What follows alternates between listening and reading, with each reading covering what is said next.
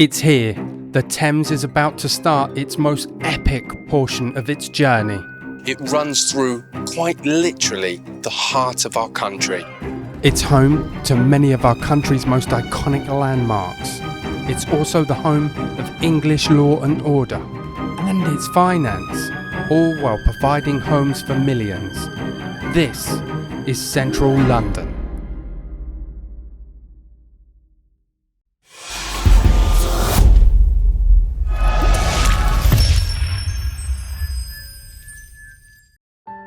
This episode starts in the historic St Katharine Dock. Locals and tourists alike come here in droves to escape the bustle of the city, and they seem to love it. And for a good reason, in all fairness. It can feel like a world away from the tourist stampede happening just over the road, and there's oddly plenty of space to relax considering its central location, which is a rare thing in this part of town. However, I haven't come here for any of that today. I've come here because this place plays a crucial role in the history of this part of the Thames. And that history really started when the Romans decided to make London their capital.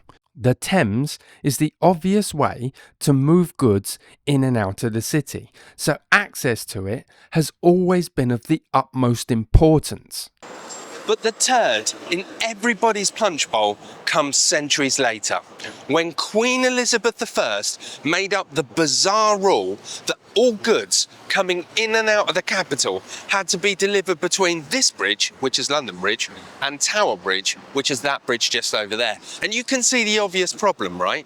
You've got this whole capital city and a tiny space. And even though she had never sailed anything in her life and been dead for years, this rule persisted well into the 18th century. Now all goods had to pass through customs, so this tiny stretch of water became known as the legal quays.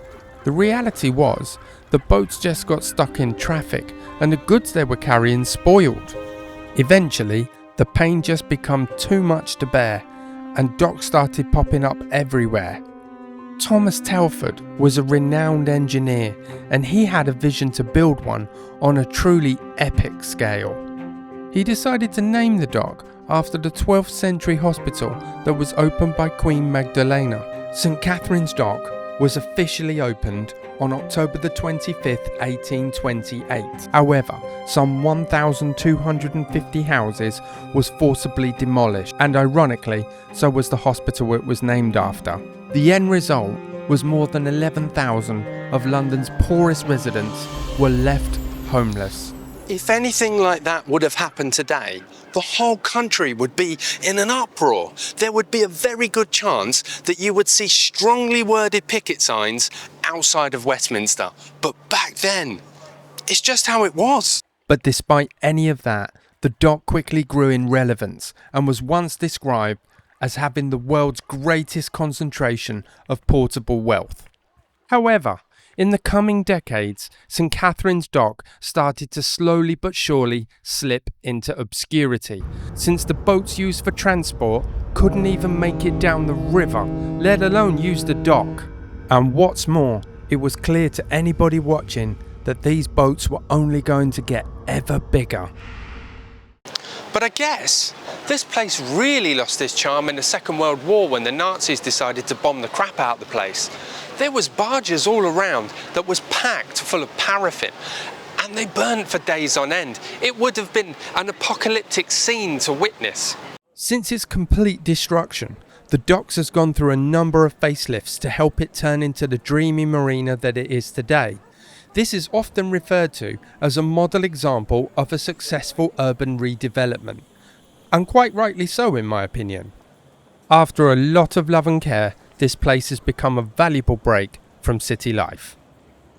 St Katharine's Dock gets 4.5 stars on TripAdvisor, and while that has been proven to be accurate 100% of the time, I suggest you still come down here and check this place out for yourself, and you will see that this is one of London's true hidden gems. I have to admit that I didn't really know about this place, even though it's right on my own doorstep. I am very glad that I've discovered it now. It's at this point I have decided to talk about what I consider one of the most bizarre aspects of history from around this area. Actually, this practice was fairly widespread, but it was particularly prevalent in this area. And that's the concept of press gangs. Now, how they come to be and what a press gang is the Royal Navy once had a serious dilemma. They had fleets of ships, but no one to sail them. I mean, why would you want to join the Navy? At the time, we was in endless wars during colonisation. So the Navy had to compete with merchant ships and privateers. So there was literally nobody signing up. So in 1563, Queen Elizabeth, her again, by the way, decided to crack that problem by hiring groups of thugs. And that's what they was, to cruise the area and literally kidnap them right off the streets and force them into the Navy. They would cruise the local taverns, searching for people who showed signs of previous maritime experience, making going for a pint around here a very hazardous pastime indeed. What does that even look like, seafaring experience? A wooden leg and an eye patch. And interestingly, this practice carried on until 1815. And that takes me neatly to my next place of interest and one of London's lesser known historical places. Now this tiny little alleyway in the heart of Wapping is called Pelican Stairs, and down here is something truly extraordinary. Let's check it out. Come on. In many ways, I wasn't especially prepared for what I found myself. Now this place was used to punish England's most notorious criminals for crimes such as piracy and high treason and sodomy for some reason. They was all lumped into the same bucket. I think it's fair to say that England was a lot less inclusive back then. Prisoners were publicly paraded over Tower Bridge before being taken to the pub for one final drink. Well, to be honest, if I knew I was about to get executed, I'd probably want something a little bit stronger, but that's just me. But beggars can't be choosers. For prisoners the law wanted to show mercy to, they were given a long rope so their neck would break on contact and they would die instantly. Bless them. But if you was on the naughty list, like the infamous Captain Kidd was, you'd be given a short rope, like the one you see behind me. This would ensure a slow, suffocating death. The prisoner's legs would flail around uncontrollably. This became affectionately known as the Marshal's Dance. And oddly, the people loved it. And they would come far and wide, angling themselves for the best possible views, presumably because back then there was literally nothing on television. You know, we're all familiar when you hear your friends and family say how terrible the government is and what a bad job it is that they're doing. And I'm not suggesting that they're perfect by any stretch of the imagination because, let's face it, but let's look at this in perspective just for a second. You could be out with the boys and it's all going well. Maybe you're looking for a kebab shop that's still open at this time of night. Next thing you know, you've been donked on the head and being dragged out to a war that's nothing to do with you. And then, to make matters worse, and picture this for a minute, a sailor comes into your bunk and is all strapping and he wants to get hot and steamy with you, and you think, why not? I mean, it's not like things can get any worse, can they? Well, they can. Next thing you know, you're on the end of that noose, being brined like some kind of human hot dog. And all of that was fine under British rule. Our government doesn't seem so bad now, does it? The bit I will never understand is that if men knew that press gangs were operating in the area, why didn't they just drink somewhere else? And as for those who were hung here, their bodies were left for the tides to wash over, causing them to become fat and bloated. They've become known locally as whoppers. I don't think I'm ever going to look at Burger King the same after this. Now these poor souls would have their decaying bodies strung up for months at a time for all to see, so people would know what would happen to wannabe pirates. Their bodies could be found dangling from Blackwell and Cuckold's Point. The latter kind of sounds like a medieval dogging area, doesn't it? So you know I'm going to check that out, right? It turns out Cuckold's Point is a sharp bend on the Rotherhithe Peninsula. It's over in the distance somewhere. The name comes from a pair of ceremonial horns that mark the start of the infamous and notoriously raunchy Horn Festival. Now this, I had to check. The area was perhaps unsurprisingly difficult to find. The festival's origins are also very unclear. It may be a pagan festival relating to fertility, or perhaps it is related to St Luke's Day. Back then, the 18th of October was National We Love St Luke's Day, and he was always accompanied by a winged ox in medieval pictures. And why wouldn't you be in medieval England? One thing that is for certain is this festival was synonymous with cuckoldry and cow horns, and cross-dressing for some reason. I asked a young person, by the way, if I could say cross-dressing, and they said, yes, that's a legitimate term for something people do, so I'm golden.